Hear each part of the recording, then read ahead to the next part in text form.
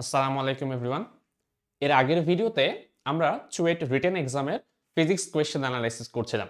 আজকের ভিডিওতে আমরা চুয়েট রিটেন এক্সামের কেমিস্ট্রি কোয়েশ্চেন অ্যানালাইসিস করব এবং তার সাথে ইংলিশ কি কি পার্ট আসতো আগে সেটা একটু ডিসকাস করব।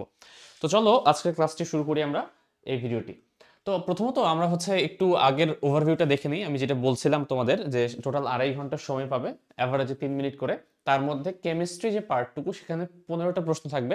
টোটাল প্রত্যেকটা প্রশ্ন 10 মার্কস করে, সেটা টোটাল তোমার 150 মার্কের থাকবে। তো এই যে 150 মার্কের কোয়েশ্চেনগুলো, সেগুলো কিভাবে কিভাবে আসতে পারে, কোন কোন চ্যাপ্টার থেকে, তোমাদের শর্ট সিলেবাসে যেগুলো আছে সেখান থেকে কোন কোন টপিকগুলো সিরিয়ালি গুরুত্বপূর্ণ, সেগুলোকে আমি লিস্ট আউট করেছি। তো সেগুলো এক এক করে আমরা একটু ব্যাখ্যা করব।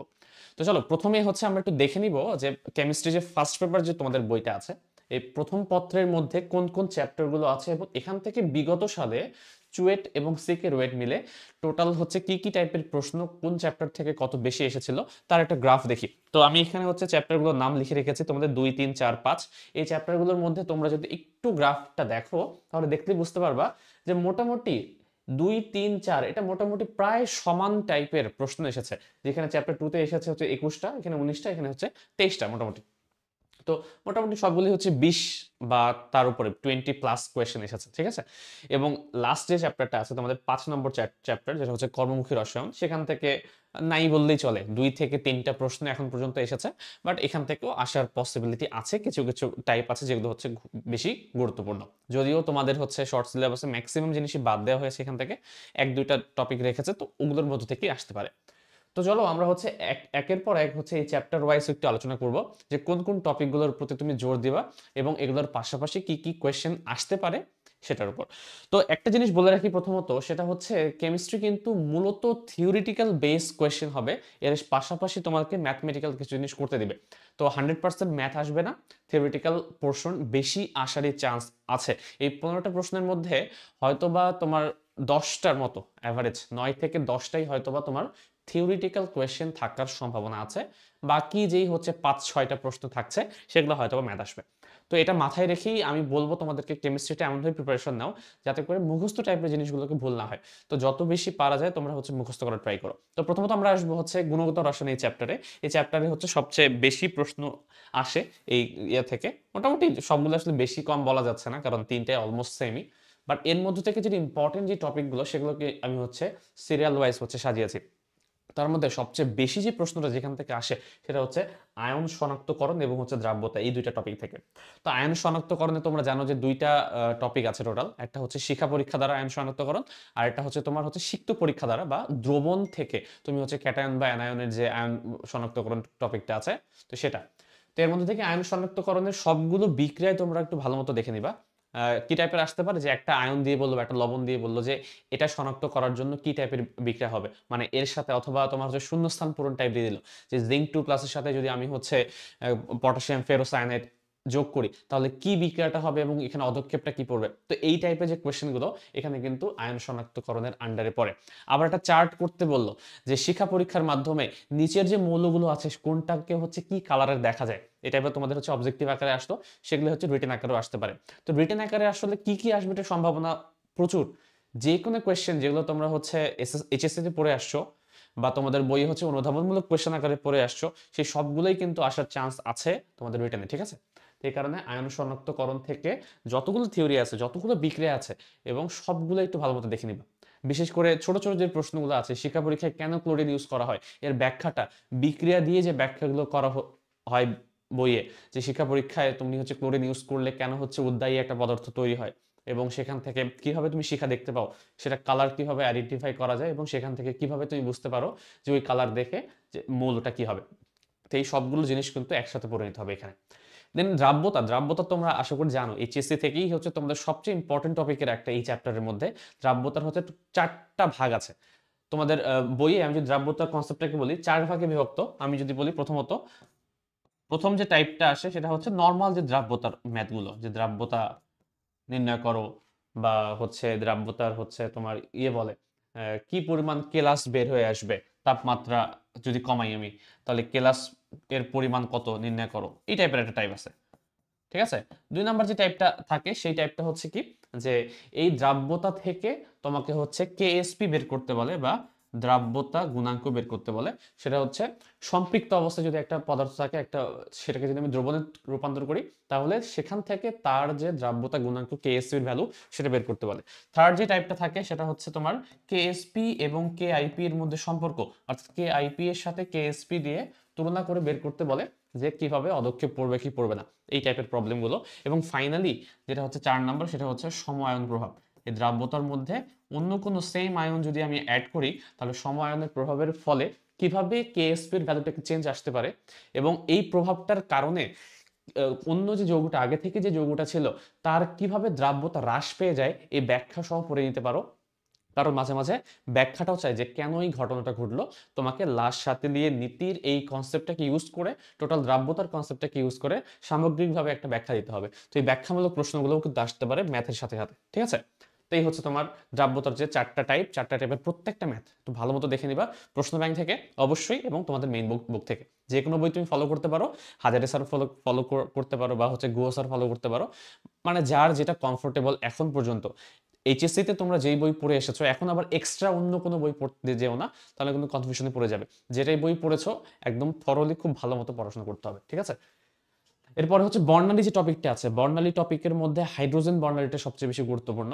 তো হাইড্রোজেন বর্ণালীর আন্ডারে যে হচ্ছে রিডবার্গ ধ্রুবক দিয়ে যে সূত্রগুলো ছিল 1/λ = আর এইচ হাবি জাবি 1/n² - 1/n²।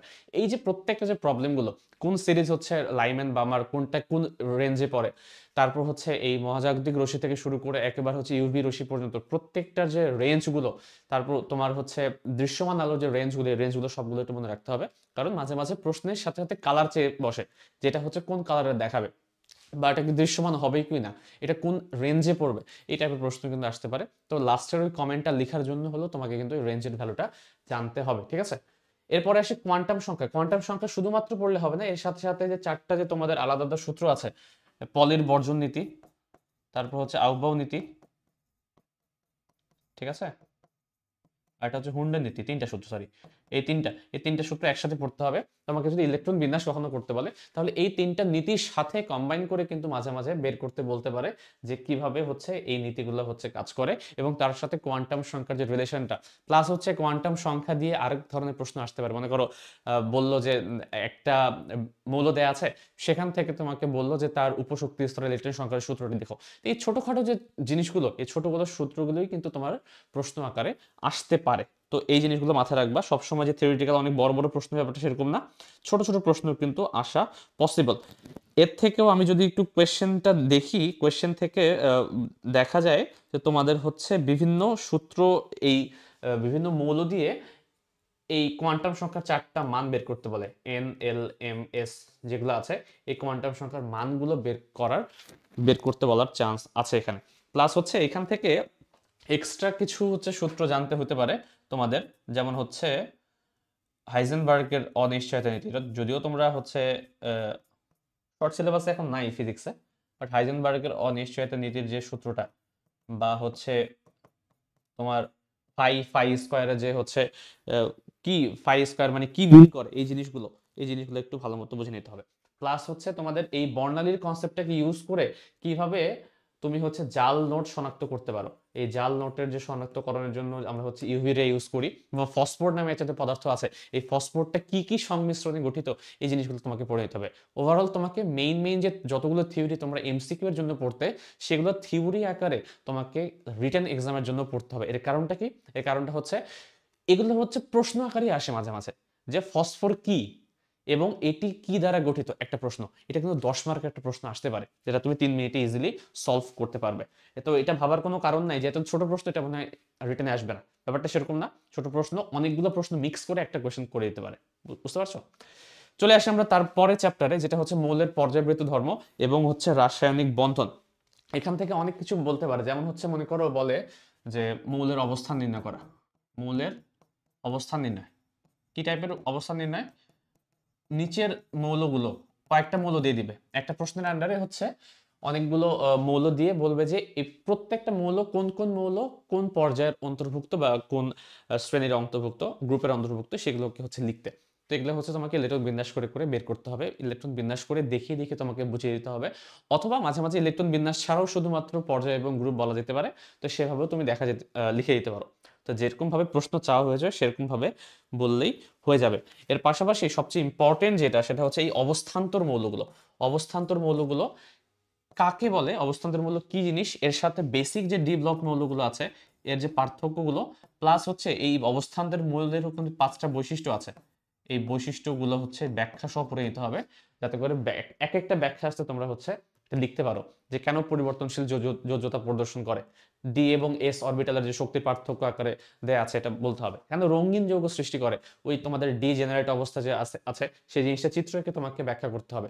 এই টাইপের টোটাল যে 5টা ধর্ম, প্যারাচুম্বক ধর্ম, পরিবর্তনশীল যোজ্যতা, কালারফুল যৌগ, অনেকগুলো যেই 5টা আছে প্রত্যেকটা যাতে করে তুমি ব্যাখ্যা সব বুঝিয়ে দিতে পারো সেই জিনিসটা তোমার আয়ত্ত থাকতে হবে। ঠিক আছে, পর্যায় সারণী থেকে প্রশ্ন আসতে পারে। পর্যায় সারণী থেকে হচ্ছে তোমার কর্ণ সম্পর্ক, মনে করো কর্ণ সম্পর্ক দিয়ে প্রশ্ন আসতে পারে যে নিচের কোন মৌলগুলোর মধ্যে কর্ণ সম্পর্ক বিদ্যমান। তো এই টাইপের প্রশ্ন কিন্তু আসে মাঝে মাঝে।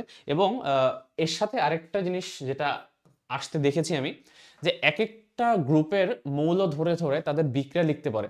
যে মনে করো 1 নাম্বার যে মৌলগুলো আছে তাদের সাথে হচ্ছে পানির বিক্রিয়াটা কিরকম হবে, বা সেটি তার যে অক্সাইডটা, তার অক্সাইডটা কি অম্লধর্মী হবে নাকি হচ্ছে ক্ষারধর্মী হবে নাকি উভধর্মী হবে, কেন ওটি বিক্রিয়া সহ ব্যাখ্যা করতে বলে। তো বিক্রিয়া দিয়ে দিয়ে তোমাকে ব্যাখ্যা করতে হবে। প্রত্যেকটা মৌলের কিন্তু আলাদা আলাদা হবে এই বিক্রিয়াগুলো তোমাদের বইয়ে দেওয়া আছে, তো এই বিক্রিয়াগুলো একবার হচ্ছে অন্তত দেখে নিও। ঠিক আছে, এরপরে আরেকটা ইম্পর্টেন্ট টপিক হচ্ছে সংকরায়ন। যতগুলো সংকরায়ন আছে সেই সংকরায়নগুলো হচ্ছে পড়ে নিতে হবে তোমাদের বইয়ে, প্লাস হচ্ছে একটা যৌগ দিয়ে তোমাকে ব্যাখ্যা করতে বলে এখানে কোন সংকরায়ন ঘটেছে, এবং তাদের যে সংকরায়নটা এটা চিত্র এঁকে ব্যাখ্যা করতে বলতে পারে। তো এই জিনিসটা মাথায় রাখতে হবে সংকরায়নের এই কনসেপ্টটা। প্লাস হচ্ছে নিচের কয়েকটা মৌল দিয়ে দিবে, যে 4-5টা মৌল দিয়ে দিবে, তারা কি আকারের হবে, বা তার আকার তো না আকৃতি, তাদের আকৃতিটা কেমন, শেপটা কেমন, সেটা কি চতুস্তলকীয় নাকি হচ্ছে সমকোণীয় নাকি ত্রিভুজ আকার, কি টাইপের, এটা এটা হচ্ছে দিতে পারে। প্লাস হচ্ছে তোমাকে বন্ধন কোণ বের করতে বলতে পারে, অর্থাৎ তোমাকে হয়তোবা টেবিল একটা তৈরি করতে বলবে, যে টেবিল তোমাদের বইয়েও দেওয়া আছে তাই না। এভাবে কয়েকটা মৌল দিয়ে তোমাকে হচ্ছে সংকরায়ন থেকে দেন বের করতে হবে যে এদের তোমার বন্ধন কোণটা কত, এবং এর যে কোন সংকরণ ঘটতেছে আকৃতিটা কেমন। তো এই টাইপের প্রশ্ন কিন্তু একসাথে আসা পসিবল। তারপর হচ্ছে ফাজানের নীতি, 2-3টা মৌল দিয়ে বলবে যে নিচের যে কয়েকটা যৌগ, 3-4টা যৌগ দেওয়া থাকবে, এই 4টা যৌগকে হচ্ছে দ্রাব্যতার বেসিসে তোমাদের হচ্ছে ছোট কি করতে হবে, শ্রেণীভুক্ত করতে হবে, যে কার দ্রাব্যতা বেশি তাকে সামনে রাখো, কার দ্রাব্যতা কম তাকে হচ্ছে পরে রাখো। তো এই যে আয়নিক যৌগের সমযোজী বৈশিষ্ট্য বা সমযোজী যৌগের যে আয়নিক বৈশিষ্ট্য, এই টোটাল কনসেপ্টটা একসাথে পড়ে নিও, যাতে করে এই টাইপের প্রশ্ন আসলে এই ফাজানের নীতি দিয়ে অথবা তুমি হচ্ছে ওই পোলারায়ন যে কনসেপ্টটা আছে এটাকে ইউজ করে ব্যাখ্যা করতে পারো। এবং এখান থেকে সবচেয়ে ইম্পর্টেন্ট যেটা যেটা আমি লাস্টে লিখেছি, এর কারণ হচ্ছে এটা যে কোনোটার আন্ডারে পড়ে, এবং শুধুমাত্র এই চ্যাপ্টার না, যে কোনো চ্যাপ্টারের আন্ডারে পড়ে। তোমাদের চ্যাপ্টারে যতগুলো উদ্ভট সব বিক্রিয়া আছে সব বিক্রিয়া কিন্তু আসার মতো। যে কোনো আকরিকের নাম বলতে পারে, যে একটা আকরিক আছে সেই আকরিকের হচ্ছে লেখো, সংকেতটা লিখো, যেমন হচ্ছে অ্যাসিটেটের সংকেতটা কি, পারক্লোটের সংকেত কি। তো এই টাইপের হচ্ছে কিছু আকরিকের সংকেত লিখতে বলতে পারে, তার রিলেটেড হচ্ছে বিক্রিয়া লিখতে দিতে পারে। কোনো একটা বিক্রিয়ার হচ্ছে সামনের অংশ দিয়ে দিবে, দিয়ে বলবে যে পরের অংশটা লিখো, বা নামধারী বিক্রিয়া যেটা মূলত হচ্ছে জৈব যৌগে আসে। তো এই ধরনের বিক্রিয়াগুলো হচ্ছে তোমাদের পড়ে যেতে হবে। এটা ঠিক যে তুমি 100% কখনোই হচ্ছে কেমিস্ট্রিতে অন্তত আনসার করার চান্স কম, কারণ হচ্ছে এত জিনিস মাথায় রাখাটা পসিবল হয় না। বাট যত বেশি পারা যায় এটা তোমাদের কিন্তু পড়তে হবে, আদারওয়াইজ হচ্ছে কেমিস্ট্রিতে ভালো করা পসিবল হবে না, কারণ শুধুমাত্র কেমিস্ট্রি ম্যাথ নির্ভর প্রশ্ন কখনোই আসবে না। ঠিক আছে, তারপর হচ্ছে মনে করো এরকম আসতে পারে যে একটা বিক্রিয়ার হচ্ছে 2টা বিক্রিয়ক দিয়ে দিচ্ছে, দিয়ে বলতেছে এখানে যে প্রধান যে উৎপাদটা আছে, প্রধান উৎপাদের নামটা লিখো, কয়েকটা বিক্রিয়া দিয়ে দিবে, প্রধান উৎপাদগুলোর নাম লিখো, এই টাইপের প্রশ্ন আসতে পারে। চলে আসবো আমরা পরবর্তী চ্যাপ্টারে, সেটা হচ্ছে অধ্যায় নাম্বার 4 রাসায়নিক পরিবর্তন। এখান থেকেও হচ্ছে অনেক প্রশ্ন আসে, বাট ম্যাক্সিমাম হচ্ছে ম্যাথ টাইপের প্রশ্ন। এই চ্যাপ্টারে থিওরিটিক্যাল জিনিস কম আসে না বলবো না আমি, বাট কম আসে। তার মধ্যে থিওরিটিক্যাল ম্যাথমেটিক্যালের মধ্যে বাফার দ্রবণের যত টাইপের প্রশ্ন আছে তোমাদের বইয়ে, প্রত্যেক টাইপ ভিত্তিক হচ্ছে একেবারে দেখে নিবা, সেটা প্রশ্ন ব্যাংক থেকে হোক তোমাদের বই থেকে হোক, যাতে করে কোনো একটা প্রশ্ন আসলে তুমি অন্তত অ্যাপ্রোচটা করতে পারো। ঠিক আছে, তো বেসিক জিনিসটা পড়ে নিবা, ম্যাথ খুব কঠিন ম্যাথ আসবে না, তোমাদের বই থেকেই হুবহু হয়ে যাবে, ম্যাথ তুলে দিবে, অথবা একটু এদিক সেদিক করে দিতে পারে। তো বাফার দ্রবণ, তারপর হচ্ছে কেপি কেসি, পিএইচ নির্ণয়, পিওএইচ নির্ণয়, পানির আয়নিক গুণফল, এই প্রত্যেকটা যে ম্যাথগুলো আছে প্রত্যেকটার ম্যাথগুলো একটু দেখে নিও। তার পাশাপাশি হচ্ছে রাসায়নিক সাম্যাবস্থার এই কনসেপ্টটা লিখে দিতে হবে। লাস্ট 7 দিয়ে নীতির কোনো একটা বিক্রিয়া দিয়ে বলবে যে এই বিক্রিয়ার ক্ষেত্রে ঘনমাত্রা, চাপ বা এগুলো চেঞ্জ করলে কোন দিকে যাবে, কোনটা উৎপাদন বেশি হবে, কেন হবে, এই জিনিসগুলো ব্যাখ্যা করতে বলতে পারে। এ ধরনের প্রশ্ন আগেও কিন্তু এসেছে। কোনো একটা প্রভাবক দিয়ে দিতে পারে যে একটা বিক্রিয়ার ক্ষেত্রে এই প্রভাবকটা কি হিসেবে কাজ করে, সেটা কি প্রভাবক বিষ হিসেবে কাজ করে নাকি হচ্ছে সে বিক্রিয়ার হারকে ত্বরান্বিত করে, কি হিসেবে কাজ করে, কোনো একটা বিক্রিয়ায় কোন প্রভাবক ইউজ করা যেতে পারে, এই প্রভাবকগুলোর নাম হিসেবে তোমাকে পড়তে হবে। স্পর্শ পদ্ধতিতে তুমি যদি হচ্ছে সালফিউরিক অ্যাসিড তৈরি করো তাহলে সেখানে কোন প্রভাবক ইউজ করতে হয়। তো এই টাইপের যে জিনিসগুলো একসাথে পড়ে নিবা। এবং প্রভাবকের অনেকগুলো কিন্তু প্রকারভেদ আছে, ওই প্রকারভেদ থেকেও কিন্তু আসে যে নিচের ওই প্রকারভেদ থেকে কয়েকটা বিক্রিয়া তুলে দিবে, দিয়ে বলবে যে হচ্ছে এখানে কোনটা হচ্ছে কি হিসাবে কাজ করবে। তো এই জিনিসগুলো একটু দেখে নিতে হবে। চলে আসি আমাদের পরবর্তী চ্যাপ্টার, যেটা হচ্ছে কর্মমুখী রসায়ন। এখান থেকে খুব একটা বেশি প্রশ্ন আসে নাই, এর কারণ হচ্ছে ম্যাক্সিমাম সিলেবাস থেকে আউট করে দিয়েছে। সিলেবাস থেকে যেগুলো দিয়েছে সেগুলোই হচ্ছে আসার মতো। তার মধ্যে হচ্ছে প্রিজারভেটিভ যেগুলো আছে, সেই প্রিজারভেটিভের নাম বলতে পারে যে কিভাবে খাদ্য সংরক্ষণ করা যায়, কোন খাদ্য সংরক্ষণে কোন কোন প্রিজারভেটিভ ইউজ করা হয়। অনেকগুলো প্রিজারভেটিভের নাম দিবে অথবা খাদ্যের নাম দিবে, কয়েকটা 4-5টা খাদ্যের নাম দিল, বললো যে কোন খাদ্য কোন প্রিজারভেটিভ দ্বারা হচ্ছে সংরক্ষণ করা যায়, নাম লিখো। তোমাকে নাম লিখতে হবে। ভিনেগার সবচেয়ে ইম্পর্টেন্ট এটা থেকে আসে, সেটা হচ্ছে ভিনেগার থেকে তোমাকে বলতে পারে যে ভিনেগার কিভাবে তৈরি করা যায়, স্টেপগুলো লিখতে হবে। অথবা ভিনেগারের হচ্ছে স্টেপগুলোই হচ্ছে তোমাকে দেওয়া থাকবে ফাঁকা ঘর আকারে। এখানে একটা ফাঁকা ঘর দিয়েছে, এখানে একটা হচ্ছে যৌগ দেয়া আছে, তারপর এখান থেকে বলবে যে তাহলে এখানে কি হবে। মানে এই টাইপের হচ্ছে অনেকগুলো ভিনেগার প্রস্তুতির যে 4-5টা স্টেপ আছে না, মল্ট ভিনেগার প্রস্তুতি বা যে কোনো ভিনেগার প্রস্তুতির ক্ষেত্রে, ওই যে ভিনেগার প্রস্তুতির তোমার হচ্ছে লিস্টগুলো আছে একটার পর একটা ধাপে ধাপে সংগঠিত হয়, তা সেটাকে হচ্ছে ফাঁকা ঘর আকারে দিয়ে দিতে পারে। তোমাকে শুধুমাত্র বিক্রিয়াটা পরিপূর্ণ করতে হবে। তো এই টাইপের প্রশ্ন কিন্তু আসার চান্স আছে। তো আশা করি বুঝতে পারা গেছে কেমিস্ট্রি যে ফার্স্ট পেপার, যেটা এই ফার্স্ট পেপারের মধ্যে কোন কোন জিনিসগুলো তোমাদের জরুরি। এবং মৌলের নাম, বিক্রিয়া, এগুলো তো হচ্ছে প্রত্যেক চ্যাপ্টারে আমি বললামই, এগুলো তো আসেই, এত কমন জিনিস, যে কোনো চ্যাপ্টার থেকে সেটা আসতে পারে। চলে আসবে আমরা হচ্ছে পরবর্তী ফিজিক্স সেকেন্ড পেপারে। এবং সেকেন্ড পেপারের কোয়েশ্চেন যদি অ্যানালাইসিস করি, দেখতে পাচ্ছি আমরা দুইটা এখানে হচ্ছে চ্যাপ্টার ডমিনেট করছে। এর মানে এই না যে বাকি দূরে থেকে আসছে না, বাকি 4টা চ্যাপ্টার থেকেই কিন্তু ভালো ভালো প্রশ্ন আসছে। দেখো একটাও কিন্তু 1-2টা প্রশ্ন নাই, এখানে তোমার মোটামুটি 14টা প্রশ্ন এসেছে। চ্যাপ্টার 2 মানে জৈব যৌগ থেকে সবচেয়ে বেশি প্রশ্ন এসেছে, সেটা হচ্ছে 43টা অলমোস্ট। চ্যাপ্টার 3 থেকে এসে 38টা প্রশ্ন, এর আগে যতগুলো প্রশ্ন আমি দেখেছি তার মধ্যে থেকে। এবং চ্যাপ্টার 4 থেকেও কিন্তু 15টা প্রশ্ন এসেছে। তার মানে সবগুলোই 10+ হচ্ছে প্রশ্ন এসেছে, এবং প্রত্যেকটা চ্যাপ্টারই হচ্ছে ইকুয়ালি ইম্পর্টেন্ট। তবে এই জৈব যৌগ চ্যাপ্টারটা হচ্ছে বেশি ডমিনেট করবে এইসব ক্ষেত্রে, কারণ এর সাথে হচ্ছে অন্যান্য যে কোনো চ্যাপ্টার মিক্স করে কোশ্চেন আসতে পারে। আমি বলছি একটু পরে। প্রথমত আসে হচ্ছে পরিবেশ রসায়ন, এই যে চ্যাপ্টারটি আছে, এই চ্যাপ্টারের মধ্যে কি কি টাইপ প্রশ্ন এসেছে সেটা একটু আমরা দেখব। তার মধ্যে প্রথমত ম্যাথ টাইপের যে প্রশ্নগুলো, যেটা হচ্ছে তোমাদের বেসিক যে আদর্শ গ্যাসের যে কয়েকটা সূত্র আছে, বয়েল, চার্লস বা চাপীয় সূত্র এবং অ্যাভোগাড্রো সূত্র, অর্থাৎ মোল সংখ্যা নির্ণয় করা, আদর্শ গ্যাসের সূত্র পিভি সমান nRT, P1 V1 by T1 equals to P2 V2 by T2, total যে সূত্রগুলো আছে, বেসিক যে আদর্শ গ্যাসের সূত্র যেগুলো আমরা বলি, সেই সূত্রগুলো রিলেটেড যে কোনো প্রবলেম আসতে পারে ম্যাথমেটিক্যাল। তো সেটা হচ্ছে ম্যাথমেটিক্যাল, তো প্রবলেমগুলো তোমাদের বইয়ে অনেক দেয়া আছে, যে কোনো হচ্ছে প্রশ্নই সেখান থেকে হুবহু তুলে দিতে পারে। কিন্তু মাঝে মাঝে যেটা করে সেটা হচ্ছে প্রশ্ন সহজেই দিয়ে দেয়, এগুলো থেকে দিয়ে দেয়, বাট এমন কোনো আনকনভেনশনাল হচ্ছে বিক্রিয়া থেকে দেয় যাতে করে করতে পারা না যায়। তো প্রত্যেকটা তোমাদের বইয়ের হচ্ছে উদাহরণে বা এক্সাম্পলে বা হচ্ছে এক্সারসাইজ যে প্রবলেমগুলো যেগুলো আছে, এই প্রত্যেকটা প্রবলেমের মধ্যে অন্তত বিক্রিয়াগুলো অন্তত জেনে রাখো। যেমন আমি একটা উদাহরণ দিই, কয়েকদিন আগে আমার সামনে একটা প্রশ্ন আসলো। আমরা তো এই প্রশ্নটা জানি যে নাইট্রোজেন প্লাস হাইড্রোজেন থেকে তোমার অ্যামোনিয়া উৎপন্ন হয়, এটা আমরা জানি, এটা বেসিক। এখান থেকে না দিয়ে প্রশ্নটা এখান থেকে না দিয়ে একটু ঘুরিয়ে দিল যে অ্যামোনিয়া এর সাথে হাইড্রোজেন এর বিক্রিয়া দাও, দিয়ে নাইট্রোজেন তৈরি করো। তোমরা কেউ বলতে পারবে এই বিক্রিয়াটা কেমন হবে দেখতে? এখানে শুধু কি নাইট্রোজেন হবে নাকি সাথে আরো কিছু হবে? তোমরা আমাকে জানাইও যে এই বিক্রিয়া কখনো দেখছো কিনা। তোমাদের বইয়ে আছে এই বিক্রিয়া, এই বিক্রিয়া বইয়ে আছে, এবং বইয়ে হচ্ছে এক্সারসাইজে একটা প্রবলেমে দেয়া আছে এই প্রবলেমটা। কিন্তু এটা তো সবাই করে করে অভ্যস্ত, সেম প্রবলেম হচ্ছে এই জিনিস থেকেই দিয়ে দিবে, হয়তো বিক্রিয়াটা না পারার কারণে তুমি আনসারটা করতে পারবে না। তো এই কারণে তোমাদের বইয়ে যে প্রবলেমগুলো আছে এগুলো কখনো মিস করবে না কিন্তু, ঠিক আছে? তো এটাই বলছি যে কোয়েশ্চেন সহজই আসবে, একটু ঘুরিয়ে দেওয়ার কারণে বা একটু আননোন জিনিস দেওয়ার কারণে হয়তোবা কঠিন মনে হয়ে যেতে পারে। ঠিক আছে। এরপর হচ্ছে তোমার ব্যাপন সূত্র। ব্যাপনের হচ্ছে টোটাল 3-4টা টাইপ আছে। কিভাবে? আর এর সাথে এম এর সম্পর্ক, ব্যাপনের হারের সাথে এম এর সম্পর্ক, সমানুপাতিক না বলি, আর এর সাথে এম এর সম্পর্ক, বা হচ্ছে এম এর সাথে ভি এর সম্পর্ক, বা ভি এর সাথে টি এর সম্পর্ক। এই টোটাল হচ্ছে 4-5টা সম্পর্ক মিলে কোশ্চেন আসে। তারপর হচ্ছে তোমার যদি আয়তন সেম থাকে তাহলে হচ্ছে আয়তনের টাইমের সাথে আবার দূরত্বের সম্পর্ক, এক্স এর সম্পর্ক। তো এই যে একটা সূত্র থেকে অনেকগুলো শাখা প্রশাখা বের হয়েছে, কখনো আয়তন কনস্ট্যান্ট, কখনো হচ্ছে টাইম কনস্ট্যান্ট, এক এক সময় এক একটা কনস্ট্যান্ট ধরলে এই ব্যাপনের হারের সাথে অনেকগুলোর হচ্ছে সূত্র তৈরি করা পসিবল। এই যে সূত্রগুলো একসাথে কম্বিনেশন আকারে পড়ে ফেলবা, যাতে করে যে কোনো একটা প্রশ্ন আসলে সেটাকে তুমি ইউটিলাইজ করে এই সূত্রগুলোকে ইউজ করে ম্যাথটা করতে পারো। এরপর হচ্ছে আংশিক চাপের সূত্র। আংশিক চাপের সূত্রটা আসলে তোমরা জানো, ডাল্টনের যে সূত্রটা আছে, এই ডাল্টনের সূত্রের হচ্ছে কয়েকটা ভাগ আছে। একটা হচ্ছে দুইটা আলাদা আলাদা বক্সে দুইটা গ্যাস ছিল, তারপর হচ্ছে দেখি তুমি হচ্ছে কানেক্ট করে দিয়ে হচ্ছে প্রথমে আলাদাভাবে ছিল, তারপর তুমি এটাকে খুলে দিলে, তাহলে একরকম সূত্র হয়।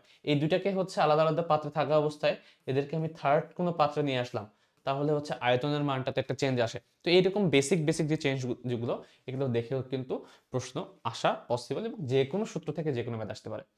গ্যাসের যে গতিতত্ত্ব, গতিতত্ত্ব থেকে সবচেয়ে বেশি যেটা প্রশ্ন আসে সেটা হচ্ছে আরএমএস বেগ দিয়ে। আরএমএস বেগ, যে বেগের যে সূত্রটা আছে, এবং আরএমএস বেগ, তারপর হচ্ছে এভারেজ বেগ, এবং হচ্ছে সম্ভাব্যতম বেগ। এই 3টা বেগ আছে আলাদাভাবে, এক এক সময় এক একটা আসতে পারে। তুমি হয়তো বা আরএমএস বেগ করতে করতে অভ্যস্ত, চলে এসেছে সম্ভাব্যতম বেগের মান নির্ণয় করো। তো এই 3টা সূত্রই একসাথে পড়ে দিতে হবে, ঠিক আছে। এই গ্যাসের গতিতত্ত্ব এখানে প্লাস হচ্ছে এখানে তোমাদের যে বাস্তব গ্যাসের যে সূত্র আছে, ভ্যান ডার ওয়ালসের সমীকরণ, এই ভ্যান ডার ওয়ালসের সমীকরণ কিন্তু একসাথে পড়ে নিবে। এবং প্লাস অ্যামাগার যে হচ্ছে সূত্রটা, অ্যামাগার যে বক্ররেখা, এর যে কনসেপ্টটা, এখান থেকে থিওরিটিক্যাল কোশ্চেন আসতে পারে, ঠিক আছে। ম্যাক্সিমাম আমি বললাম যে ম্যাথমেটিক্যাল টাইপই আসবে, বাট থিওরিটিক্যাল আসলে এই গ্যাসের গতিতত্ত্ব থেকে আসার চান্স বেশি। ফাইনালি হচ্ছে ডিও, সিওডি এবং বিওডি, এগুলো প্রত্যেকটার কিন্তু হচ্ছে কিছু থিওরিটিক্যাল কোশ্চেন আছে, প্লাস ডাব্লিউএইচও নির্দেশিত হচ্ছে কিছু ভ্যালু আছে, ভ্যালুগুলো মুখস্থ করবা। ভ্যালুগুলো আসতে পারে যে ডাব্লিউএইচও হচ্ছে কোন কোনটার জন্য কত কত ভ্যালু রেখেছে, কোন ডিও এর মান বেশি হলে ভালো নাকি কম হলে ভালো, সিওডি বিওডি এর মধ্যে কে বড়, কেন বড়। তারপর হচ্ছে সিওডি এবং বিওডি রিলেটেড কিছু ম্যাথমেটিক্যাল প্রবলেম আছে, তোমাদের বইয়ে দেওয়া আছে উদাহরণে এক্সাম্পলগুলো করো তাহলেই হয়ে যাবে। তো এই হচ্ছে প্রথম পত্রের প্রথম সেকেন্ড পেপারের প্রথম যে চ্যাপ্টার। সেকেন্ড যে চ্যাপ্টার, যেটা হচ্ছে ত্রাস আর কি, সব স্টুডেন্ট ত্রাস, সবারই ত্রাস, এটা হচ্ছে অধ্যায় 2। এটা তুমি একটু ডিটেলসে ব্যাখ্যা করবো যে এটা সবই ইম্পর্টেন্ট। আসলে ইম্পর্টেন্ট, আসলে আমি এভাবে বলতে পারবো না যে ইম্পর্টেন্ট না এটা, এখান থেকে বেশি আসতে পারে, এখান থেকে কম আসতে পারে, ব্যাপারটা সেরকম না। যে কোনো জায়গা থেকে কোয়েশ্চেন আসতে পারে। তুমি কখনোই হচ্ছে একটা অ্যাডমিশনের কোয়েশ্চেন প্রেডিক্ট করতে পারবে না যে এখান থেকেই আসবে এবার, গত বছর এখান থেকে এসেছিল তাই এখান থেকে এবার আসবে না, ব্যাপারটা সেরকম না। যে কোনো জায়গা থেকে আসতে পারে। বাট আমি যদি বলি যে কোন কোন জিনিসগুলো পড়বে, অ্যাকচুয়ালি বললে হয়তো সবই হয়ে যাবে, বাট করার কিছু নেই, তোমাকে হচ্ছে প্রশ্ন ব্যাংক এবং তোমাদের বইটাকে হচ্ছে একসাথে কভার করতে হবে। তো সিরিয়ালি আসি, সিরিয়াল তোমাদের বইয়ে যদি আমি সিকোয়েন্সটা ফলো করি, প্রথমেই দেয়া আছে তোমাদের কি আণবিক সংকেত, গাঠনিক সংকেত, এই টাইপের জিনিসগুলো এবং নামকরণ। তো ইউপ্যাক এটা আসে তোমার হচ্ছে কিছু যৌগ দিয়ে দেয়, ওইখান থেকে হচ্ছে ইউপ্যাকের হচ্ছে নামকরণটা লিখতে বলে, অথবা উল্টা দেওয়া থাকে, নামকরণ দেওয়া থাকে, সেখান থেকে তোমাকে গাঠনিক সংকেতটা লিখতে বলে, এই টাইপের। তারপর হচ্ছে একটা যৌগ দিয়ে দেয়, ওইখান থেকে বলে হচ্ছে কি কতগুলো সমাণু তৈরি করা পসিবল, এই সমাণুগুলো বের করতে, সমানুতা। আমি হয়তোবা লিখিনি সেভাবে, আচ্ছা লিখেছি নামকরণ সমানুতা, অনেক নিচের দিকে লিখেছি, ঠিক আছে, কারণ এগুলো হচ্ছে কম আসে, এগুলো বেশি আসে আর কি। তো নামকরণ সমানুতা, এই টাইপের সমানুর মধ্যে হচ্ছে যত ধরনের সমানু আছে, জ্যামিতিক সমানুতা আছে, আলোক সমানুতা আছে, তারপর হচ্ছে বেসিক যে গাঠনিক সমানুতা আছে, চেইন বা শিকল সমানুতা, যতগুলো আছে, একটা যৌগ দিয়ে বলতে পারে এর যতগুলো পসিবল সমানু আছে সবগুলো লিখো। হয়তো সবগুলো হয়তো বা মাথায় ওই ইনস্ট্যান্ট মোমেন্টে মাথায় নাও আসতে পারে, এই কারণে আগে থেকেই প্র্যাকটিস করে যাওয়া। যে একটা যৌগ আমাকে যদি বলা হলো যে হচ্ছে প্রোপানল, প্রোপানলের হচ্ছে কি কি তোমার হচ্ছে কি সমাণু হতে পারে, সেগুলো যদি তুমি আগে থেকেই দেখে যাও, তো সেগুলো কিন্তু তোমার পরীক্ষার হলে গিয়ে অ্যাটেন্ড করা ইজি হয়ে যাবে। তো সমাণুগুলো হচ্ছে আগে থেকেই কিছু কিছু বিক্রিয়ার তুমি নিজে থেকেই, সরি যৌগের তুমি আগে থেকেই হচ্ছে ডিসাইড করে যাও যে এটা আসলে এরকম এরকম হতে পারে। দরকার তো অনলাইনে সার্চ করো, সবগুলোই পেয়ে যাবে কিন্তু আনসার, ঠিক আছে। তো এই সমানুত্তর থেকে আসা পসিবল, এবং এখান থেকে থিওরিটিক্যাল প্রশ্নও কিন্তু আসে, মানে সবগুলোই তো থিওরিটিক্যালি বললাম, মানে একেবারে ব্যাখ্যামূলক প্রশ্ন আসে যে জ্যামিতিক সমানুত্তর মধ্যে যে কাইরাল কার্বন আছে, এই কাইরাল কার্বন কেন থাকে, কয়টা থাকে, তারপর হচ্ছে এই কাইরাল দুইটার মধ্যে যে জ্যামিতিক সমাণু হতে হলে, আলোক সমাণু হতে হলে তাদের মধ্যে বেসিক কি বৈশিষ্ট্য থাকতে হবে, এই বৈশিষ্ট্যগুলো লিখো, এভাবে প্রশ্ন আসার পসিবিলিটি আছে। কয়েক ধরনের এরপরে যদি আসি তোমাদের বইয়ে, সেখানে কয়েক ধরনের বিক্রিয়া সম্পর্কিত বলা আছে, তাই না? এটা হচ্ছে ইলেকট্রোফিলিক রিয়াকশন, একটা হচ্ছে নিউক্লিওফিলিক রিয়াকশন, এবং প্রত্যেকটা কিভাবে সংঘটিত হয় তার কিন্তু প্রসেসটা দেয়া আছে, প্রসেসটা ব্যাখ্যা সহ পড়বা। সেটা আবার দুই ধরনের, এটা হচ্ছে ইলেকট্রোফিলিক সংযোজন আবার প্রতিস্থাপন, আবার নিউক্লিওফিলিক সংযোজন এবং প্রতিস্থাপন, এই চার টাইপের যে বিক্রিয়াগুলো আছে একসাথে হচ্ছে পড়বা, এবং কোন কোন যৌগ কোন কোন বিক্রিয়া দেয়, তাই না? এই জিনিসগুলো পড়ে ফেলবা। যেমন হচ্ছে তোমার ইথিন এক ধরনের দিবে, বা অ্যালকিন এক ধরনের বিক্রিয়া দিবে, তারপর হচ্ছে কিটোন এক ধরনের বিক্রিয়া দিবে, তো কোন, তারপর অ্যালকাইল হ্যালাইড এক ধরনের বিক্রিয়া দিবে, তো কোনটা এই চারটার মধ্যে কোন কোন যৌগ কি কি টাইপ বিক্রিয়া দিতে পারে এইগুলো একসাথে দেখে নিও। কারণ এভাবে আসতে পারে যে চারটা যৌগ দিয়ে দিল, এই চারটার মধ্যে কে কোন ধরনের বিক্রিয়া দিবে লিখো। তো জাস্ট সিম্পল লিখতে হবে তোমাকে, তাহলে তুমি 10 মার্কস পেয়ে যাবে, বাট মনে না থাকার কারণে হয়তোবা পারবে না। এরপরে আসে হচ্ছে এরপরে কি আসে, এরপরে মনে হয় অ্যালকেন অ্যালকিন অ্যালকান এই পার্টগুলো আসে।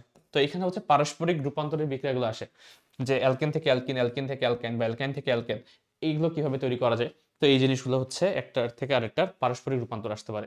প্লাস হচ্ছে এদের বিশেষ করে এই অ্যালকিন এবং অ্যালকাইনের যে পলিমারগুলো আছে, ম্যাক্সিমাম হচ্ছে অ্যালকিনের ক্ষেত্রে অ্যালকিন বা এর যে জাতক, মনে করো পলিফিনাইল ক্লোরাইড বা পিভিসি, এটা কিভাবে তৈরি করা যায়। তো এই যে বিক্রিয়াগুলো, এই বিক্রিয়াগুলো হচ্ছে একেবারে তোমার ইয়ে সহ দেখতে হবে, প্রভাবক সহ দেখতে হবে। অনেক সময় বিক্রিয়া লিখতে দেয় না, বিক্রিয়া দেয়া থাকে, তোমাকে বলতে লিখতে হয় যে এখানে প্রভাবকটা কি ইউজ করতে হয়। তো শুধুমাত্র প্রভাবকটাও মাঝে মাঝে চায়। তো এই কারণে যখন তুমি একটা বিক্রিয়া পড়বে, ওখানে যা যা দেয়া আছে সবই একসাথে তোমাকে মনে রাখতে হবে। প্রভাবক কত, তারপর হচ্ছে তাপমাত্রা কত, প্রভাবক সহায়ক হিসাবে কাকে ইউজ করা হয়েছে, সবগুলোই কিন্তু একসাথে পড়তে হবে তোমাকে। এরপরে যদি আসি, তারপর হচ্ছে অ্যালকাইল হ্যালাইড থাকে আর এক্স, তাই না? অ্যালকাইল হ্যালাইড মানে সিকোয়েন্সিয়ালি আসি, তাহলে অ্যালকাইল হ্যালাইডের মধ্যে SN1 SN2 বিক্রিয়াটা কিভাবে সংঘটিত হয়, 3rd ডিগ্রি, 2 ডিগ্রি, 1 ডিগ্রি, এবং নর্মাল যেটা হচ্ছে অ্যালকাইল হ্যালাইড, সেটা হচ্ছে এর মধ্যে, বা মিথাইল হ্যালাইড যেটা বলি আমরা। তো এইগুলোর মধ্যে কার কোনটা দেওয়ার প্রবাবিলিটি বেশি, এবং এই যে স্টেপসগুলো কোনটার পর কোনটা হয়, কত ধাপে ঘটে, ঠিক আছে? এই জিনিসগুলো হচ্ছে একসাথে ডিটেলসে পড়ে নিবা তোমরা। এরপরে যদি আসি আমরা হচ্ছে অ্যালকোহল, তো অ্যালকোহলের ক্ষেত্রে ম্যাক্সিমাম হচ্ছে তোমার আসে ইয়েগুলো, কি বলে, অ্যালকোহলের সাথে একসাথে ফেনলটাও পড়ে নিবা, শুধু অ্যালকোহল পড়লেই হবে না, অ্যালকোহল এবং ফেনল এটা একই সাথে পড়ে নিবা। একটা তো হচ্ছে তোমার অ্যারোমেটিক থেকে এসেছে, আর একটা কি অ্যালিফ্যাটিক থেকে এসেছে। তো দুইটা হচ্ছে একই টাইপের বিক্রিয়া দেয়, কোনটা কোন ধরনের বিক্রিয়া দেয় এদের হচ্ছে একসাথে তোমরা ডিটেলস পড়ে নিবা। এবং বিশেষ করে একটা জিনিস অ্যালকোহলের মধ্যে একটা জিনিস খুব বেশি আসে, এটা হচ্ছে ইথানল। ইথানলের হচ্ছে প্রস্তুতি, ইথানলের প্রস্তুতি আসতে দেখেছি অনেকবার, ঠিক আছে? ইথানলের প্রস্তুতি এটা দেখে নিও। এরপরে হচ্ছে তোমার কার্বনিল যে যৌগগুলো আছে, অ্যালডিহাইড এবং কিটোন, এই কার্বনিল যৌগগুলোর মধ্যে তোমাদের যে টাইপের প্রশ্ন দেখেছি সেটা হচ্ছে কিভাবে তুমি শনাক্ত করবে অনেকগুলো যৌগের মধ্যে, কিভাবে তুমি বুঝবে কোনটা হচ্ছে কিটোন নাকি কোনটা অ্যালডিহাইড। এটার মধ্যে পার্থক্যকারী কিছু বিক্রিয়া আছে, টলেন বিকারক দিয়ে আছে, তারপর হচ্ছে তোমার ফেলিং দ্রবণ দিয়ে আছে। এরপরে 2,4-ডাইনাইট্রোফিনাইল হাইড্রোজেন, যেটাকে আমরা সংক্ষেপে 2,4-DNPH বলি। তো এই টাইপের যে রিয়াকশনগুলো, এই রিয়াকশনগুলো একসাথে তোমাকে পড়ে নিতে হবে, যাতে করে তুমি অনেকগুলো যৌগ থেকে তুমি আইডেন্টিফাই করতে পারো যে কিভাবে কার সাথে কোনটা বিক্রিয়া করে, এবং বিক্রিয়া করে কি কি উৎপন্ন করে, যাতে করে তুমি বুঝতে পারো যে কোনটা অ্যালডিহাইড বা কোনটা হচ্ছে কিটোন বা কোনটা হচ্ছে অ্যালকোহল। এইগুলোর মধ্যে যে ডিফারেন্সিয়েশনগুলো সেগুলো একসাথে তোমাকে পড়ে নিতে হবে। এরপরে আসি হচ্ছে অ্যাসিড বা অ্যাসিডের জাতক, সেটা হচ্ছে তোমার যে কোনো জিনিস হতে পারে এখান থেকে, অ্যাসিড থেকে কিভাবে তোমার অ্যাসিডের জাতকগুলো, যে কোনো জাতক হতে পারে, সেটা অ্যাস্টার হতে পারে, ঠিক আছে? কিভাবে তৈরি করা যায়, এর যে প্রস্তুতকারী যে বিক্রিয়াগুলো সেগুলো দেখে নিবা। এরপরে যদি আসি আমরা হচ্ছে বেনজিনে যদি আসি, বেনজিন এবং টলুইন, এখান থেকে বেনজিন এবং টলুইন কিভাবে তৈরি করা যায়, প্লাস হচ্ছে এই যে বেনজিনের যে ওজনীকরণ বিক্রিয়াটা, ওজোনোলাইসিস যেটাকে বলে, ওজনীকরণের 3টা বিক্রিয়া আছে তোমাদের বইয়ে, 3টে একসাথে দেখে নিবা, একসাথে 3টাই, যেমন হচ্ছে অ্যালকিনের ওজোনোলাইসিস, অ্যালকাইনের, এবং হচ্ছে তোমার এই বেনজিনের, 3টা থেকে 3 ধরনের উৎপাদ তৈরি হয়, এবং এই উৎপাদগুলো কি কি এগুলো হচ্ছে একবারে বিক্রিয়া সহ ভালো মতো দেখে নিতে হবে। তারপর হচ্ছে এখান থেকে আরো কিছু আসতে পারে, যেমন টিএনটি, এই টিএনটি বা হচ্ছে কিছু এক্সেপশনাল বিক্রিয়া বা নামধারী কিছু জিনিস দেয়া আছে, যেগুলো হচ্ছে উৎপাদন করা যায় কিভাবে, গ্লিসারিন কিভাবে উৎপাদন করা যায়। তো এই যে জিনিসগুলো এগুলো কিন্তু তোমাদের বইয়ের পেছনে আলাদাভাবে দেয়া আছে বিক্রিয়াগুলো, এই জিনিসগুলো একসাথে দেখে নিবা যে টিএনটি বা গ্লিসারিন এগুলো কিভাবে ধাপে ধাপে উৎপন্ন হয়, এই উৎপাদনগুলো একটু তোমাকে ভালো মতো দেখে নিতে হবে, ঠিক আছে? তো এই হচ্ছে মোটামুটি। আর সবচেয়ে বেশি যেটা আসে সেটা হচ্ছে আমি বলবো এই যে প্রথমটা, আমি তো বললাম যে টপিক ওয়াইজ বললাম, তাই না? বাট এই টপিকের মধ্যে আসবে কি হবে, আসবে হচ্ছে মনে করো 1 নম্বর প্রশ্ন দিয়ে বললো যে নিচের বিক্রিয়াগুলো সম্পূর্ণ করো। এর মধ্যে বিক্রিয়কটা সম্পূর্ণ দেয়া আছে, টান দিয়ে দিবে একটা তীর দিয়ে, বলবে যে হচ্ছে রাইট সাইডে উৎপাদগুলো কি হবে লিখো। 5টা বিক্রিয়া দেওয়া আছে, প্রত্যেকটায় 2 মার্ক করে, 5 2 10, শেষ এভাবে হতে পারে। অথবা 5টা যৌগ দেওয়া আছে, এই 5টা যৌগ থেকে তোমাকে বলবে যে প্রত্যেকটা যৌগের নাম লিখো, বা নাম দেয়া থাকবে উদ্ভট উদ্ভট সব যৌগ এবং সব কঠিন কঠিন সব হচ্ছে তোমার কি বলে সংকেত, এই সংকেতগুলো লিখতে বলতে পারে। তো বিক্রিয়া সম্পন্ন করা হতে পারে, সেটা সংকেত লিখতে হতে পারে। কোনো নামধারী বিক্রিয়াগুলো সবচেয়ে বেশি আসে, ক্লিমেনসন বিজারণ বিক্রিয়া, ঠিক আছে, বা উডস বিক্রিয়া, বা হফম্যান ডিগ্রেডেশন বিক্রিয়া। এই নামধারী যতগুলো বিক্রিয়া আছে সবগুলো একসাথে কম্পাইল করে আলাদাভাবে পড়ো, কারণ এগুলো থেকে আসার চান্স বেশি এবং সেগুলোই ঘুরে ফিরে হচ্ছে বিভিন্ন জায়গা থেকে নিয়ে নিয়ে তোমার হচ্ছে কোশ্চেন সেট করে। তো আশা করি বুঝতে পারা গেছে যে জৈব যৌগ থেকে কি পড়া লাগবে, সবই পড়া লাগবে, কারণ কোয়েশ্চেন ব্যাংক আসলে তোমাকে ফুল পড়াই লাগবে। প্লাস তোমাদের মেইন বইয়ে তুমি এতদিন যা পড়েছো তুমি জাস্ট রিভিশনের উপরে থাকবা। কেমিস্ট্রিতে যার দখল যত ভালো সে তত বেশি এগিয়ে যাবে, কারণ ম্যাথ আর ফিজিক্স এত সলভ করা হয়, ম্যাক্সিমাম জিনিসই পারে। ম্যাথ হয়তো বা হচ্ছে টাইমের কারণে তোমরা পারবা না অনেক সময়, ফিজিক্স তো ম্যাক্সিমাম জনই হচ্ছে ভালো ভালো আনসার করবে একবার, আমি আমি এটা বিশ্বাস করি ম্যাক্সিমাম আনসারই করে আসতে পারবা, কারণ এত এত কঠিন টাইপের প্রশ্ন চুয়েট বুয়েট বা রুয়েটে এসবে করা হয় না। খুব বেশি অ্যাডভান্স লেভেলের কোশ্চেন এখন পর্যন্ত দেখিনি, 1 2টা থাকে যেটা স্কিপ করলেও কোনো এসে যায় না, ঠিক আছে। বাট খুব বেশি অ্যাডভান্স লেভেলের না হলেও তোমার যদি মনে না থাকে কোনো জিনিস কেমিস্ট্রির, চিন্তা করেও কিছু করতে পারবে না আসলে সেখানে। এই কারণে কেমিস্ট্রিটা সেভাবেই পড়া উচিত আমার মতে। এরপরে চলে আসবো আমরা হচ্ছে পরবর্তী চ্যাপ্টারে, পরিমাণগত, আমি ভুল লিখেছি আসলে, পরিমাণগত পরিবর্তন না, পরিমাণগত রসায়ন, পরিমাণগত রসায়ন। তো এই পরিমাণগত যে রসায়ন চ্যাপ্টারটা তার ম্যাক্সিমাম হচ্ছে ম্যাথমেটিক্যাল জিনিস আসবে, কি ম্যাথমেটিক্যাল এখানে ম্যাক্সিমাম, প্লাস থিওরি কিছু আসতে পারে। কোথায় আসতে পারে, এই যে জারণ বিজারণ যে বিক্রিয়াগুলো আছে, কোন একটা হচ্ছে বিক্রিয়া দিয়ে বলবে এই বিক্রিয়াটা হচ্ছে সমতাকৃত সমীকরণটা হচ্ছে জারণ বিজারণ সহ অর্ধ বিক্রিয়া সহ ব্যাখ্যা করে লিখো। তো যে কোনো বিক্রিয়া আসতে পারে, সেটা মনে করো ফেরাস সালফেট এর হচ্ছে অ্যাসিডীয় দ্রবণে পটাশিয়াম পার ম্যাঙ্গানেটের সাথে এই যে তোমার সমতা করতে হবে, কয়টা ইলেকট্রন আদান প্রদান হয় জারণ বিজারণের, সেই সম্পূর্ণ জিনিস আসতে পারে। বা ম্যাথ তো আসবেই, জারণ বিজারণের যতগুলো ম্যাথ দেখেছো সেটা বেসিক জারণ বিজারণ ইকুয়েশন হোক বা আয়োডোমিতি হোক, এই জিনিসগুলো সবগুলো একসাথে আসতে পারে। এই আয়োডোমিতি এবং আয়োডিমিতি কোনটা কেন, এর সংজ্ঞাগুলো পড়তে হবে, বিক্রিয়া সহ পড়তে হবে, প্লাস হচ্ছে অবশ্যই ম্যাথ আকারে তো জারণ বিজারণের আন্ডারে সেগুলো পড়েই অবশ্যই তোমরা যে 8 থেকে 10টা বিক্রিয়া আছে তোমাদের বইয়ে হুবহু মুখস্থ করবা, কারণ বিক্রিয়াগুলো মুখস্থ থাকলে যেটা হয় তোমার হচ্ছে ওইখানে চিন্তা করার আসলে সময় পাবা না। তুমি তুমি ভাবছো যে হয়তো আমি তো পারি কিভাবে হচ্ছে সমতা করা লাগে, সেটা তো আমি জানি, বেসিক জানা আছে আমার, বাট ওই 3 মিনিটে আসলে বেসিক থেকে তুমি কখন সমতা করবো আর ম্যাথ সলভ করবো কখন, বেটার হচ্ছে একেবারে মুখস্থ করে যাইও, ঠিক আছে। বোঝা তো অবশ্যই ভালো, বুঝে মুখস্থ করতে হবে তোমাকে।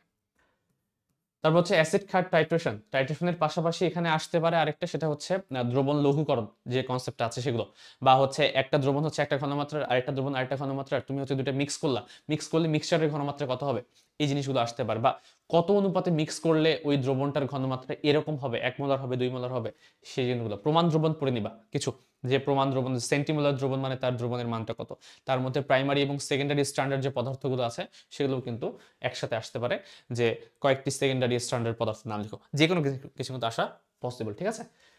এরপর হচ্ছে তোমার ঘনমাত্রার রূপান্তর, যে কোনো থেকে মনে করো মোলার থেকে হচ্ছে পার্সেন্টেজ, সেটা পার্সেন্টেজ আবার অনেকভাবে হতে পারে, ডাব্লিউ বাই ভি অনেক কিছু আসতে পারে, সরি ভি বাই ডাব্লিউ।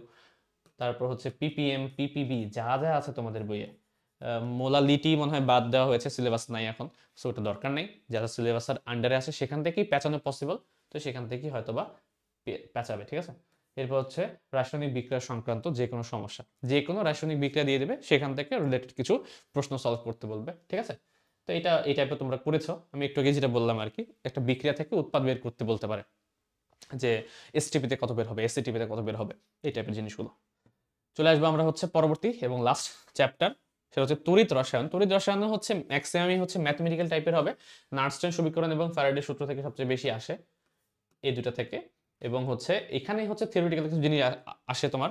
তড়িৎ বিভবের যে কোষটা, তড়িৎ কোষ হচ্ছে 2 প্রকার, একটা হচ্ছে গ্যালভানিক কোষ যেটা বলে তড়িৎ রাসায়নিক কোষ, একটা হচ্ছে তড়িৎ বিশ্লেষক কোষ। এদের দুটো বেসিক যে পার্থক্যটা সেটা পড়ে নিবা।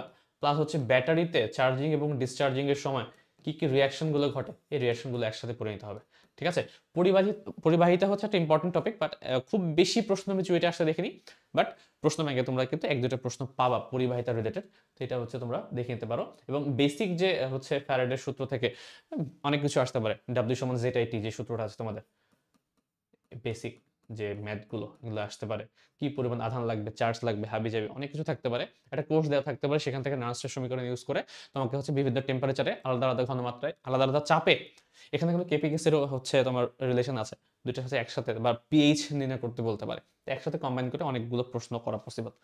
তো যাই হোক না কেন, প্রশ্ন ব্যাংকটা এবং মেইন বুকটা যা পড়া হয়েছে অলরেডি সেগুলোতে রিভিশন দাও, আশা করি সমস্যা হবে না খুব একটা।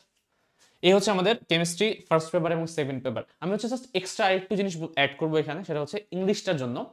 ইংলিশ হচ্ছে এতদিন ধরে সিকিউরিট যখন ছিল তখন হচ্ছে তোমাদের এমসিকিউ আসতো, তো ওই এমসিকিউ টাইপে হয়তো বা আসবে না, বাট তার আগে চুয়েট কিন্তু একসময় রিটেন এক্সাম নিত, তখন কি টাইপের প্রশ্ন আসতো সেগুলোকে আমি জাস্ট একসাথে করেছি। তো আমার কাছে খুব বেশি আগের প্রশ্ন ছিল না, যতগুলো আমি প্রশ্ন দেখেছি তার মধ্যে এই 3-4টা জিনিস হচ্ছে আমি পেয়েছি যে রিটেনে তারা এই জিনিসগুলো দেওয়ার ট্রাই করতো। ট্রান্সলেশন সেটা হচ্ছে বাংলা টু ইংলিশও হতে পারে বা ইংলিশ টু বাংলাও হতে পারে। ট্রান্সলেশন হচ্ছে 5টা বা 10টা, 10টা দেয় না সাধারণত, এক একটা 2 মার্ক করে দেয়, যে 5টা হচ্ছে ট্রান্সলেশন দিল, প্রত্যেকটাই হচ্ছে 2 মার্ক করে তোমাকে ট্রান্সলেশন করতে বলে, একটা লাইন দিয়ে বললো, ইংলিশ লাইন দিয়ে আছে, একে বাংলায় রূপান্তর করতে হবে। তো ট্রান্সলেশন আসতে দেখেছি। ইডিয়মস এবং ফ্রেসেস যেগুলো তোমরা অলরেডি হচ্ছে ক্লাস 7-8 পড়ে এসেছিলে, ওই জিনিসগুলো ফাংশনাল ইংলিশ যেহেতু বলেছে, তার মানে হচ্ছে বেসিক যে ইংলিশ তোমার, সেখান থেকে প্রশ্ন আসবে, যেটা তোমরা হচ্ছে ইংলিশ সেকেন্ড পেপার বা ফার্স্ট পেপারে অলরেডি পড়েছো। তো ইডিয়মস এবং ফ্রেজ থেকে তোমাদের হচ্ছে যে কোনো একটা ফ্রেজ দিয়ে দিবে, তার হচ্ছে যেরকম আমরা 9-10 পড়তাম বা এসএসসি লেভেলে পড়তাম, তার আগে পড়তাম, কি বলতো এটা ইডিয়মস দিয়ে দিবে, দিয়ে বলবে যে এর অর্থটা লিখো, এবং হচ্ছে পাশাপাশি লিখতে হবে তোমাকে একটা সেন্টেন্স, একটা মিনিংফুল সেন্টেন্স তোমাকে মেক করতে বলতে পারে। তো এটা আসার পসিবিলিটি আছে। ম্যাচিং সেন্টেন্সেস, দুইটা টেবিল দেওয়া থাকে দুই পাশে, এখানে হচ্ছে 4-5টা সেন্টেন্স দেওয়া থাকে, এই পাশে 4-5টা সেন্টেন্স, কার সাথে কার ম্যাচ হবে, ম্যাচ করে হচ্ছে তোমাকে যে সেন্টেন্সগুলো লিখতে হবে, এটাই হচ্ছে 5টা থাকবে, 5টা করতে বললে 10 mark. Right form of verbs হতে পারে, রাইট ফর্ম যে কোনো হচ্ছে তোমার পার্টস অফ স্পিচ হতে পারে। মনে করো একটা সেন্টেন্স দেওয়া আছে, ওই সেন্টেন্সের মাঝখানে একটা জায়গায় ড্যাশ দিয়ে বললো এখানে এই 3টার মধ্যে কোনটা বসবে, ঠিক আছে, একটা ওয়ার্ডের হচ্ছে 3 রকম ফর্ম দেওয়া আছে, আসতে পারে রেসপেক্টফুল, রেসপেক্টফুলি, কোনটা বসালে অ্যাকচুয়ালি মিনিংফুল তোমার হচ্ছে সেন্টেন্স হয়, এই টাইপের জিনিস দেখেছি। বাট শুধুমাত্র যে এটাই আসবে সে ব্যাপারটা সেরকম না, যে কোনো জিনিস আসতে পারে এখানে, সেখানে পাংচুয়েশন আসতে পারে, সেখানে ন্যারেশন আসতে পারে, এখানে হচ্ছে তোমার complex compound transformation of sentence আসতে পারে। অর্থাৎ সোজা কথায় তোমরা এইচএসসিতে প্রিপারেশন নেওয়ার জন্য ইংলিশে যা যা জিনিস পড়েছো, এই জিনিসগুলোর উপর দখল থাকলেই হবে। এক্সট্রা আমার মতে এতদিন যেহেতু এক্সট্রাভাবে তোমরা কিছু পড়োনি, এখনো পড়ার দরকার নাই। আগের প্রশ্নগুলো জাস্ট তোমার যদি সময় থাকে তাহলে একটু গো থ্রু করে যাবা। আমি এই জিনিসটা আগেও বলেছি, শুধুমাত্র ইংলিশ তোমাকে কখনোই ডিসাইড করবে না তুমি ওই জায়গায় চান্স পাবা কি পাবা না। এটা অলরেডি তোমাদের কুয়েটের এক্সপিরিয়েন্স আছে, যারা তোমরা চুয়েটে বসছো, আশা করি এই এক্সপিরিয়েন্স থেকেই আমি বলতে পারবো যে ইংলিশটা তোমাকে হচ্ছে বুস্ট করতে পারবে র্যাঙ্ক, তোমাকে হচ্ছে চান্স নিয়ে আসতে পারবে না, ঠিক আছে। এই কারণে আমি বলবো যে যে কোনো জিনিসই আসা পসিবল। এই 4-5টা টাইপের আমি প্রশ্ন আমি দেখেছি, তাই আমি এখানে বললাম, যেহেতু আমরা প্রশ্ন অ্যানালাইসিস করছি, কি আসবে সেটা আমি বলছি না এখানে, যে কোনো জিনিসই আসতে পারে। এ কারণে তোমাদের এইচএসসিতে তোমরা যা যা পড়েছো সেই জিনিসগুলো একবার গো থ্রু করলেই আশা করি পারবা। ওইখানে যদি সময় পাও, দেখা যাবে যে তোমার ফিজিক্স কেমিস্ট্রি ম্যাথ করতেই ম্যাক্সিমাম টাইম চলে গেছে, তারপরে তুমি যদি দেখো পরীক্ষার লাস্টের দিকে তুমি একদম টাইম ম্যানেজ করতে পারছো না, বা আর কোনো কিছু পারছোই না, ফিজিক্স কেমিস্ট্রি ম্যাথ থেকে যা যা পারার সব আনসার করে ফেলছো, মাথায় কিছুই আসছে না, ওই মোমেন্টে তুমি হচ্ছে ইংলিশের দিকে যাবা। বাট আমি বলবো যে একবার হলেও ইংলিশটা একবার পড়ে নেওয়া উচিত। যে 5টা যে মাত্র প্রশ্ন আসবে, এই 5টা প্রশ্ন একবার আমি দেখে নিই, সেটা 1-2 মিনিট হলেও দেখে নিই, এটা হতেই পারে, ম্যাক্সিমাম ক্ষেত্রে এটাই হয়। সেটা হচ্ছে ওরা সহজ প্রশ্ন সেট করে ইংলিশে, কেউ না দেখার কারণে সেটা হচ্ছে আনসার করে না। তো এই জিনিসটা যাতে করে না হয়, যে তুমি জাস্ট না দেখার কারণে 5টা কোয়েশ্চেন হচ্ছে মিস করে গেছো, সহজ সহজ প্রশ্ন আসতে পারে, এই সহজ প্রশ্ন যাতে করে মিস না হয়। আচ্ছা, আরেকটা বলতে ভুলে গেছি, তোমার হচ্ছে প্যাসেজ আসতে পারে, প্যাসেজ, একটা প্যাসেজ দেওয়া থাকে, সেখান থেকে হচ্ছে 4-5টা কোয়েশ্চেনের আনসার দিতে বলে, সেটা হচ্ছে এমসিকিউ বেসড হতে পারে, অথবা হচ্ছে তোমার হচ্ছে রিটেন বেসড হতে পারে, কোয়েশ্চেন আনসার টাইপ হতে পারে, যারা তোমার ইংলিশ ফার্স্ট পেপারে করে এসেছো, ওই টাইপের জিনিস আসতে পারে। তো এই হচ্ছে মোটামুটি আজকের আমাদের টোটাল ওভারভিউ কেমিস্ট্রি এবং হচ্ছে ইংলিশের। এর পরের যে লেকচার, এর পরের যে ভিডিওতে সেখানে আমরা হায়ার ম্যাথ কোয়েশ্চেন অ্যানালাইসিস করবো চুয়েটের। তো আজকের ভিডিওটা আমরা এখানে রাখবো। এরপরও কারো যদি কোনো কনফিউশন থাকে, কারো কোনো জানার ইচ্ছা থাকে, অবশ্যই তোমরা আমাকে কন্ট্যাক্ট করতে পারো। তো আজকে এই পর্যন্তই, দেখা হবে আগামী ভিডিওতে। আসসালামু আলাইকুম।